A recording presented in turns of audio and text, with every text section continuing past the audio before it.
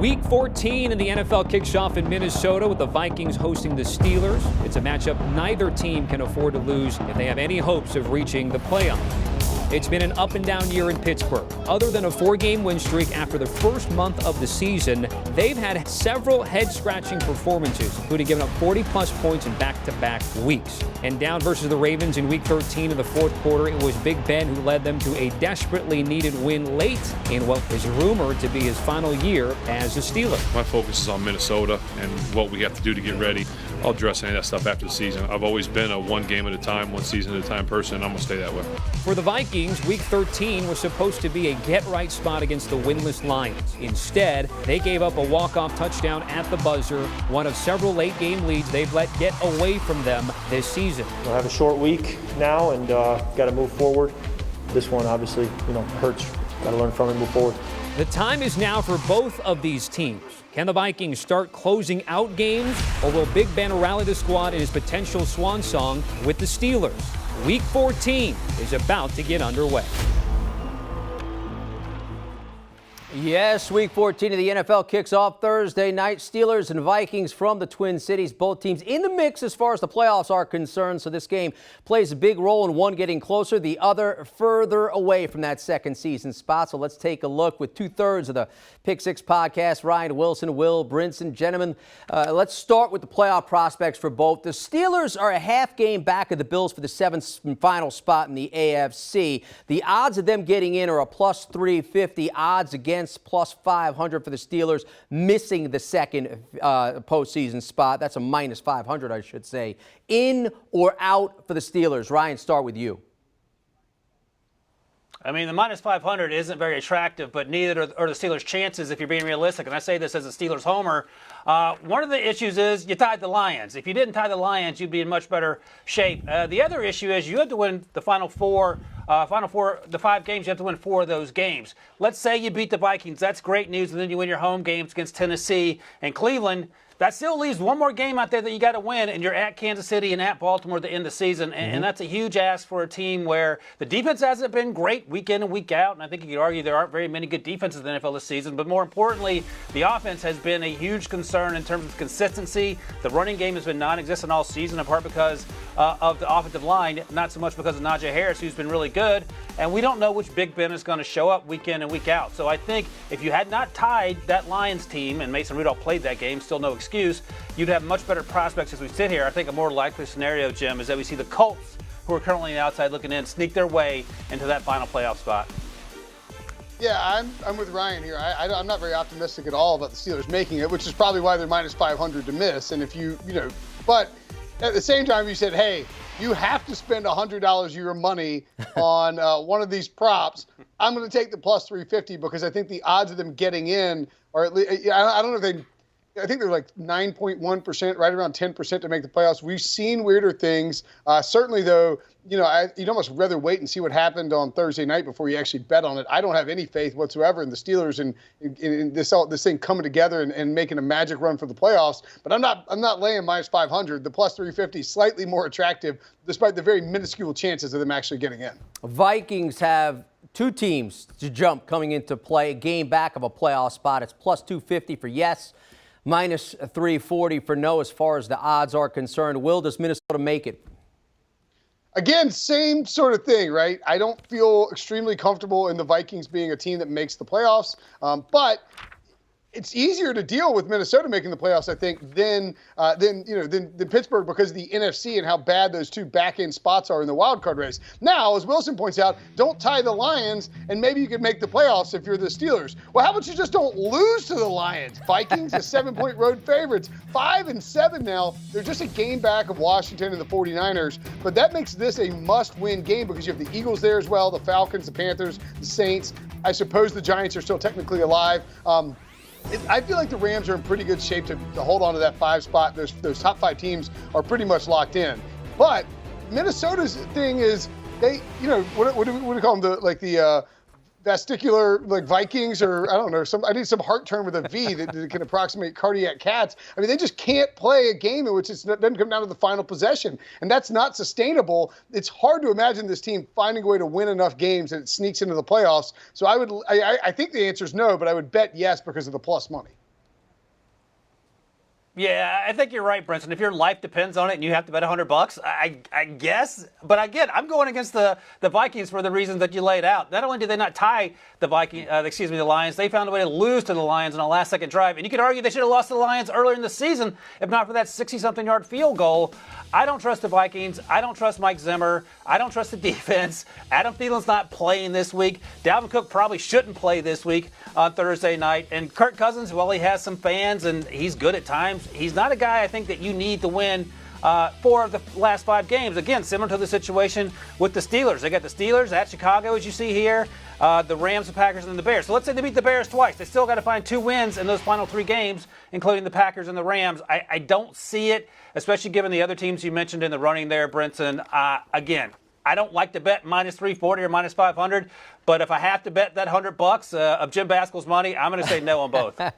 Yeah, they do have that commonality of the blemish on the record, both to the Lions. Let's take a look at the game itself. Steelers come off the win over the Ravens. The Vikings are the first victim of the Lions. Minnesota giving 3, a total here of 43.5. Ryan, what's the play?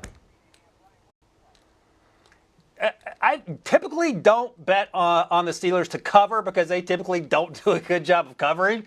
They did it on over the weekend against the Ravens, so there's a good start there. That said, and Brinson noted this, every game the Vikings plays is a close game, and you could argue they should have lost just about all of them.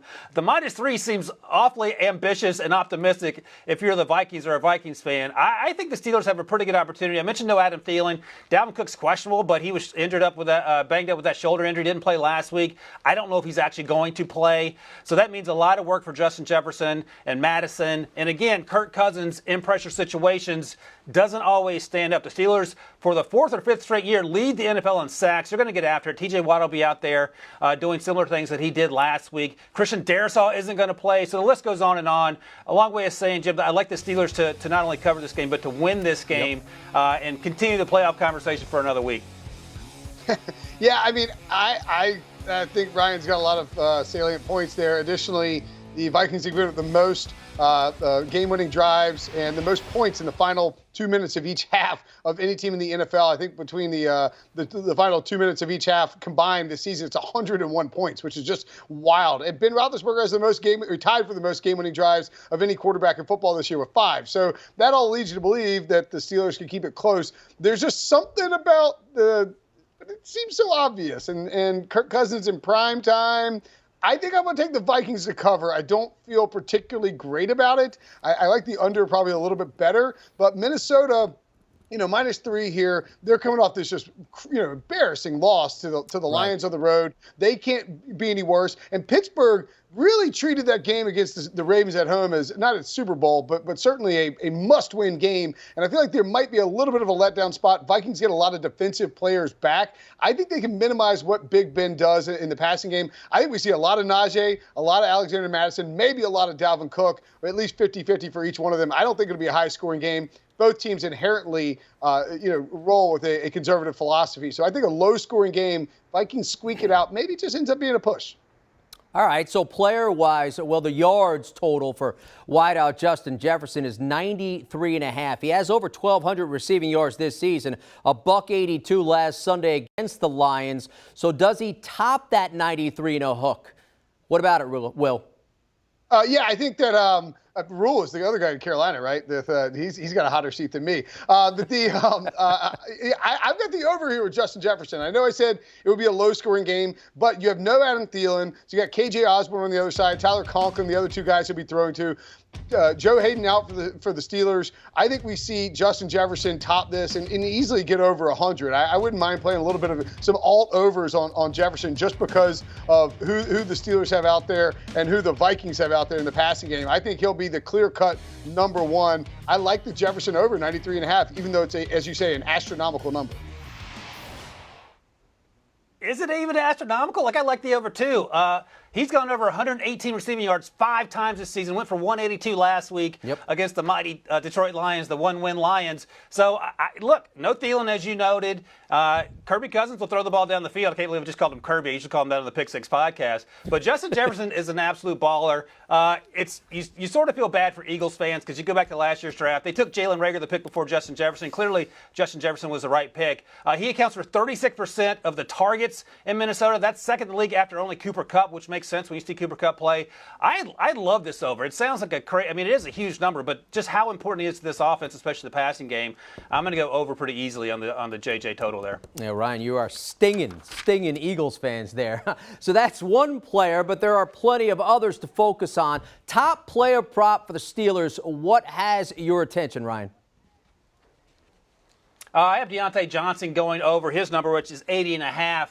And again, a lot like Justin Jefferson, he is the most important person in that passing game. Chase Claypool hasn't quite lived up to the expectations in year 2. He's played well at times, but he's also been inconsistent. James Washington has been a non-factor. Juju Smith-Schuster was hurt early in the year, so he's the go-to guy. He was a go-to guy last week in that Ravens win, had 105 yards. And he is always hovering around that 85 and north number in terms of average yards per reception, average yards totals in terms of receptions each game for the Steelers. He's going to be the guy that Ben looks to first, second, and probably sometimes third.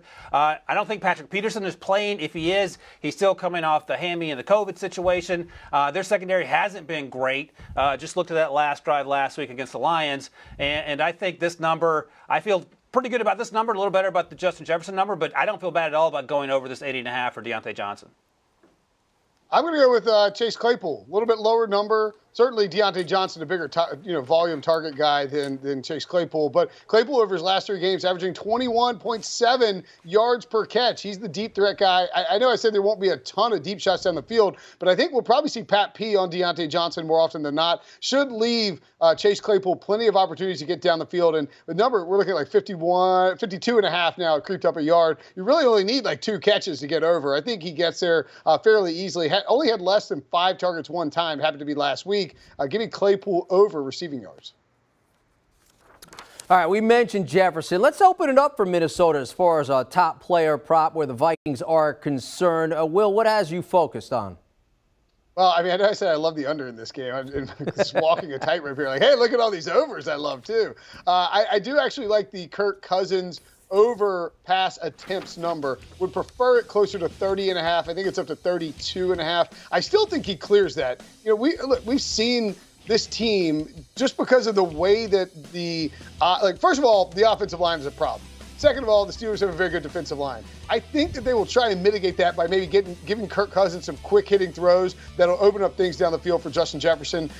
We'll see them, go to Conklin short, go to KJ Osborne short, throw it to Madison, throw it to Dalvin Cook out of the backfield. I do think that they will have, struggle a little bit to pick up yardage in the run game because of that mismatch in the offensive and defensive line. And then maybe they're forced to use those quick hitting Kirk Cousins passers. And you also have the bailout of if this somehow turns into a shootout, which the Vikings love to do with any opponent, Cousins should get there pretty easy.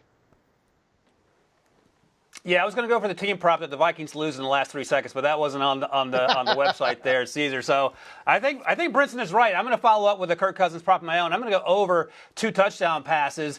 The Vikings, for all the flack we're giving them here, are really good in the red zone when they get down there. The Steelers are not terrible there either, but I think if they get that opportunity, Kirk Cousins is going to wear out Justin Jefferson or find his outlets with either his tight ends or his running backs. He's thrown for 2 touchdowns in 6 of the last 7 games, so we know he can sling it. It's over the first 45 minutes where he typically plays his best, and sometimes towards the end there's some hiccups, and it's not entirely his fault. But I think there's an opportunity against the secondary with no Joe Hayden that struggled at times. We saw that they gave up 40 points in back-to-back weeks against the Bengals and before that the Chargers. I like the over 1.5 touchdowns for Kirk Cousins. All right, they are 2/3 of the Pick Six podcast. Ryan, Wilson, Will Brinson, gentlemen, we appreciate the insight. Here's what it looks like and how they're sizing up this Steelers-Vikings matchup. And they're split on the top 3 choices. With regards to making the playoffs, Will likes them both making the playoffs, the Steelers and the Vikings, per the odds, while Ryan says nay on both regardless of the odds. Steelers at the Vikings with Minnesota giving 3. Ryan likes the Steelers. Will goes the way of the Vikings, laying those points. They're both going over 93.5 receiving yards for Justin Jefferson, and why not? They don't have many options on offense. With regards to player props, Ryan going Deontay Johnson, Will Chase Claypool, so they're focused on receivers for the Steelers. Deontay Johnson going over 80.5 receiving yards, with Claypool with Will going over 52.5. And they're both focused on Kirk Cousins as their top Vikings player prop, but in different directions. Ryan going over the touchdown and a half for Cousins, while Will is focused on the pass attempts, which the number has it as 33.5, and he's going over there. More HQ after.